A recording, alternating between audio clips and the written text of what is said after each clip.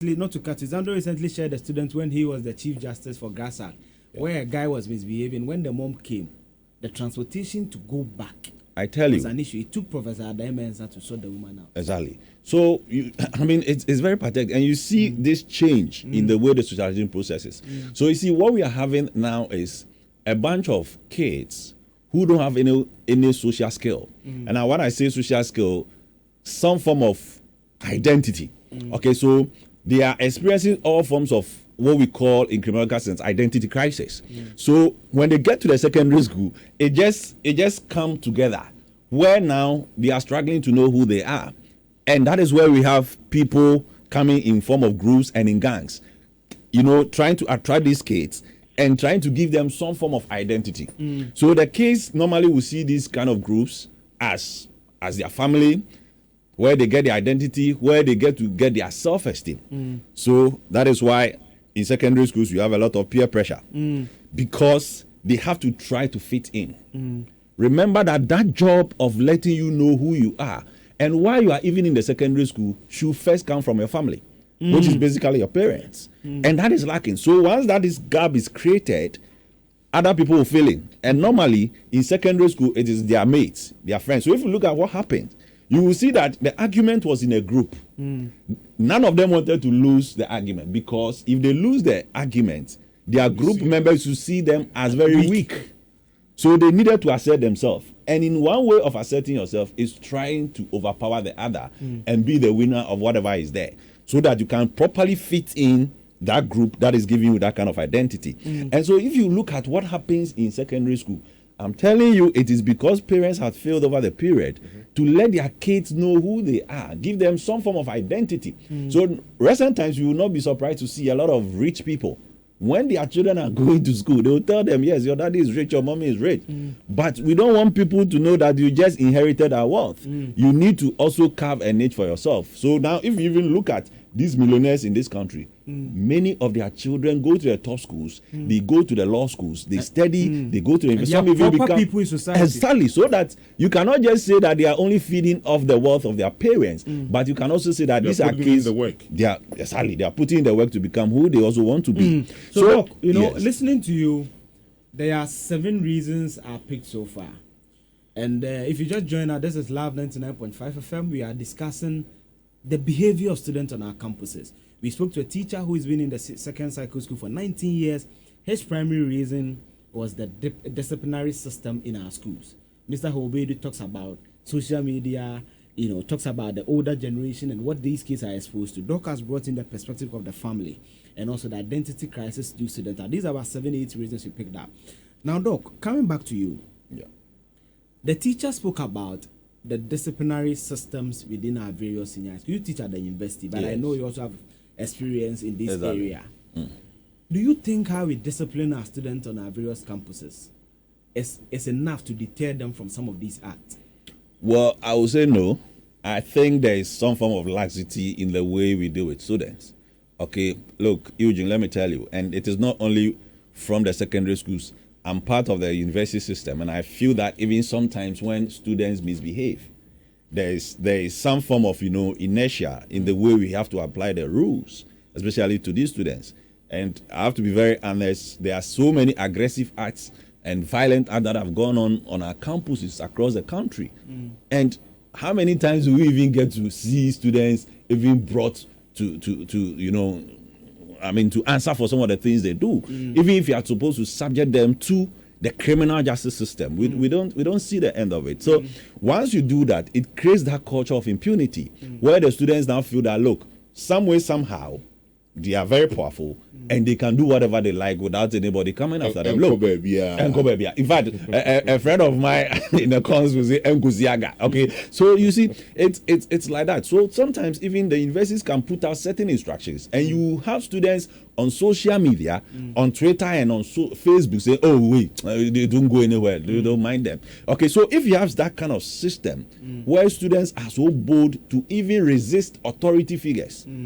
That should tell you that there's something wrong. And it is because of the fact that we have not been very consistent in the way we apply the rules to these students. And that is very unfortunate. And I think that is what is creating this culture of impunity among the students, because they know that, look, The universities are, and the social, the secondary schools and all those authority figures are incapacitated to even apply the rules to them. Now,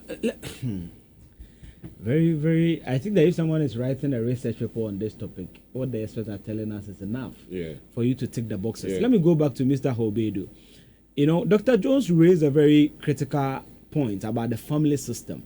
And I've always said that we don't track numbers. When you look at the 2020 housing and population census, you see that there's a shrink in the size of households in Ghana. Yeah. So meaning that now, I think it's less than 4. If Joel can check for me, it's less than 4, where we have a father and mother and the children. So when they are out, they are being raised by either the nannies, the house helps.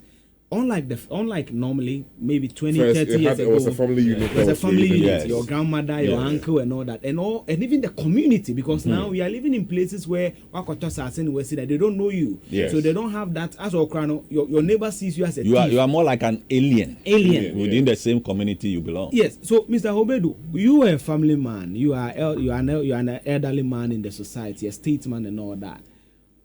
In your perspective, how is that missing link between family impacting the behavior of students when they come to the second cycle institutions? Your question again, Eugene? My question is, we see that now the households, when you look at the census, is shrinking. We have an average of about 4, where there's a mother, there's a father, and there are 2 kids. So kids are being raised by their friends, as Dr. Jones spoke about. There's a missing family link where we are now not living in the standard family houses. We do not have communal families where there's a community ownership or a certain grooming of children. And I'm asking, that missing link, how is that impacting the behavior of kids in schools? Okay. You see, the child belongs to everybody. And so, if we have just 1, 2, or 3 elderly people to help with the upbringing of the child, then you know we are doomed. You would remember, anyway, you are still very young, Eugene, but in the olden days, a child had the benefit of being brought up by a multiplicity of relatives. In fact, apart from those who were related to him or her by blood, everybody in the society was duty-bound to be part of the upbringing of the children. But you know, these days, we talk about child rights, we talk about constitutional rights, we talk about this and that. And the kids sometimes have the effrontery to tell elderly people that you are not my keeper, you see. So by and large, I think the breakdown in the extended family system has had a rather negative, a rather debilitating effect on the proper upbringing of the child. So I agree with Doctor on that score. You know, and Leo, when the mic was off, you're saying something that now what's my crack cross uncle? Yeah. You know? Yeah, you are afraid to send them because. But back to you, Mr. Hall-Baidoo, your teacher, and I'll come back to you, teacher, very short. Teacher Kwesi, the teacher did mention that, and Doc, I asked Doc's take on that about the disciplinary system in our various senior high schools. You being a headmaster, and being a headmaster means that you go for these regional meetings, you meet the director, maybe the minister of education and all that, and you're headmaster of a very powerful school, Kumasi High School. Do you think the current disciplinary system you have in our school to check behaviors of students is tight-proof enough to make them turn around and become better agents in society? Very good, I would say, but we can even make it better. Much depends on the actions of school authorities. You see, we have laid down processes and procedures for carrying out disciplinary issues, but heads of institutions, management, and teachers in general would have to be very, very, very strict in carrying out these disciplinary issues. I must say that apart from that, we should sometimes see some cases as pure criminal cases. And apart from the administrative disciplinary decisions that we take against aberrant students, we must send some of these very serious cases to the police. You dismiss the child, you make the child a day student. These are all possible. But when kids deal in disciplinary, in criminal activities, they are pure criminal activities. And so you also have to send such cases to the police so that the court can go the full throttle. But you see, Eugene, there is something very, very important. When we are not fast with adjudication of cases, with dealing of cases, the case would always say, oh, it won't go anywhere. That's how they put it. Yeah, but Mr. Hall-Baidoo, when you listen to the teacher, he clearly sounded a bit helpless, because you see the reason why he's even speaking anonymous is telling. Most of the teachers we spoke to, Leo and myself, over 20 of them, Eugene, Mediame Mekasa, Okasa, and Kobe Ebia, even the teachers, they're even afraid to speak, because when they bring some of these issues out, the GES, which is their mother body, who has to go into some of these matters, they will transfer you, you will be made the bad one. Most of your teachers feel that over the time, you've made students more powerful than the teachers, and therefore you've taken their right to discipline away. So they are saying that they will come to school, teach, take their pay, sit around, go home. Whatever happens to the kids is on them. Yeah, it's unfortunate that some of our teachers would think that way. You see, Eugene, as teachers, we are not just supposed to teach 1, 2, 3, ABC. We are also supposed to ensure that our kids have a safe, secure environment under which they learn. And so teachers, this is a plea from a bigger, older teacher. We shouldn't think that our job stops at teaching ABC 1, 2, 3. We all have to help school management to ensure discipline. You see, there is one very fundamental error or mistake that some of our teachers make. We think that without the cane, Eugene, and you can quote me everywhere, they think without the cane, we cannot institute discipline. At Kumasi High School, I can always say it with pride that with the support of my teachers, Eugene, we didn't cane students, but I can say that in the past 6, 7 years, if you watched the disciplinary landscape of high school, it was far, far, far better. You don't have to necessarily think that you have to cane the student for the student to change. We have other, what we call, very positive punishment kits. For instance, if you deny boys who love sports the opportunity to watch Interco, that punishment can have a more positive influence on the child than caning the child. Eugene, let's answer this question. For the 20, 30, 50 years that we cane students, did it change them? So I think it's high time we moved away from that mentality that there is indiscipline in the system because we don't cane students. We don't have to raise up our hands in despair because we don't have caning. High school, you can ask anybody. During my time as headmaster, there was a very strict policy that you cannot cane. But with the support of other hard-working teachers, we were able to maintain a high level of discipline. So please, and it's a big plea, let's not think that without caning, we cannot change the system. Apart from caning, there are a lot of other very positive and effective ways of disciplining our youngsters. Okay, so according to Mr. Hall-Baidoo, I think that he raised a very good point, that we should look beyond the caning. I think that speaking to many of the teachers yesterday, that's one thing that they believe is causing this. And I think that listening to Mr. Hall-Baidoo, I'm pretty convinced. I don't know for a teacher, because I don't know what you have to say about what Mr. Hall-Baidoo said. Though caning is not there, use other forms. Those who are into sports, bar them from going to Interco and all that. Teacher Kwesi, how do you respond to that?